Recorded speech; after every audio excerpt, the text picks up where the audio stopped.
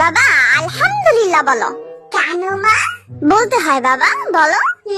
ঠিক আছে, আলহামদুলিল্লাহ। একটু আমার লক্ষ্মী বাচ্চা। আলহামদুলিল্লাহ। বদের হাঁটি কাশি এলে আলহামদুলিল্লাহ বলা লাগে না, ঠিক আছে? আচ্ছা ঠিক আছে। আলহামদুলিল্লাহ। কেন কলি আলহামদুলিল্লাহ? কেন তুমি শোনো নাই? আমি পাঠ দিছি তো। তোরে কি আমি আকাম কুকাম করে আলহামদুলিল্লাহ কইতে কইছি?